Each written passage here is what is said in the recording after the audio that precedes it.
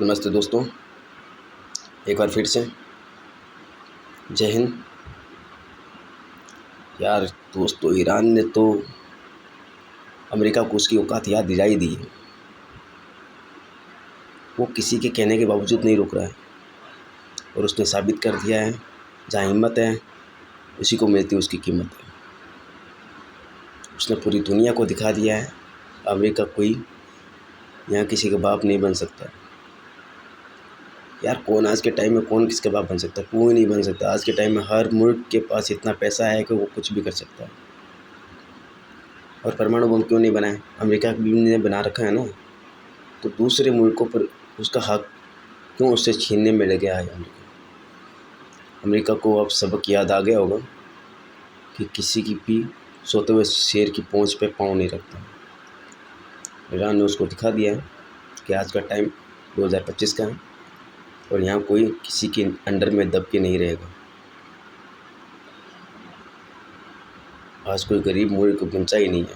बचा है तो खाली पाकिस्तान जैसे ऐसे देश बचे हैं जिनको काम दाम करना है नहीं, आतंकियों के सारे जिंदा रहना है। बाकी सब देशों ने बहुत ज़्यादा पैसा कमाया है और वो कुछ भी करेंगे। हाँ, कोई गलत करे तो ठीक है, लेकिन जो अपने अस्तित्व के लिए कुछ काम करे तो उस पर अटैक करना बहुत बड़ी भूल थी जो अमेरिका ने की है इजराइल को।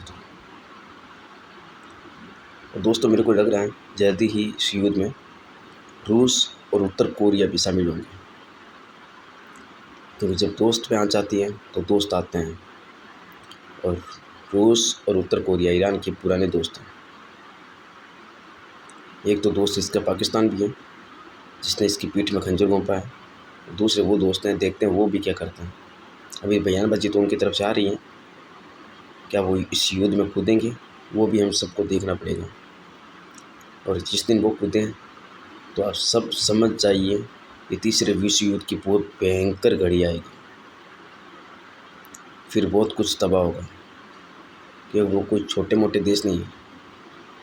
उन्होंने बहुत काफ़ी टाइम पहले ही इस तीसरे विश्व युद्ध की आड़ समझी थी और उन्होंने ऐसे ऐसे अस्त्र शस्त्र बना रखे हैं कि उनका मुकाबला करना अमेरिका की भी बस की बात नहीं है। अमेरिका खाली बस फुदकता है।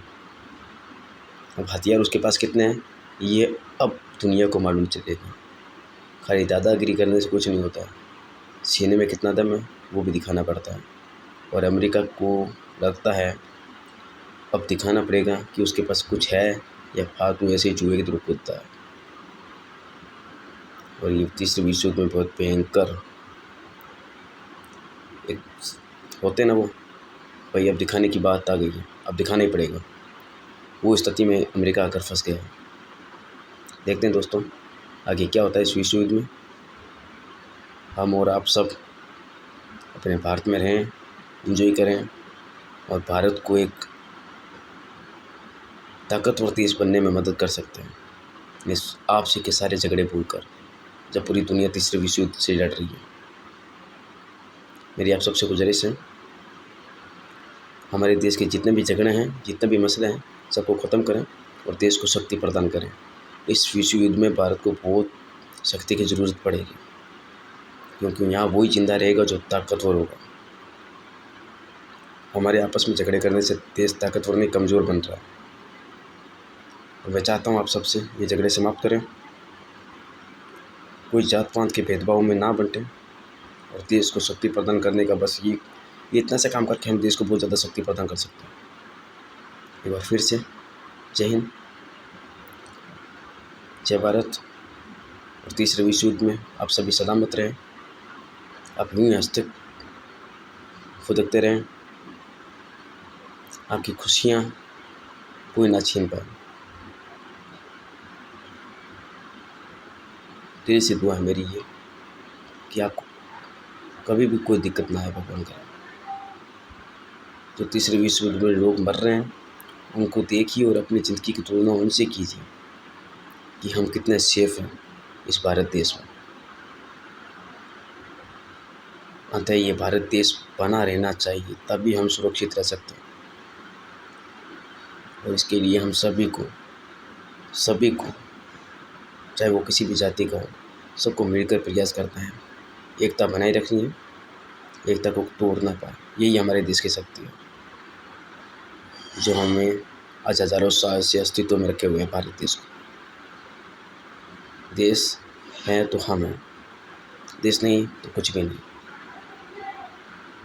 मैं समझता हूँ आप सबको मेरी बातें समझ में आ रही हैं। ठीक है दोस्तों, जय हिंद, जय भारत।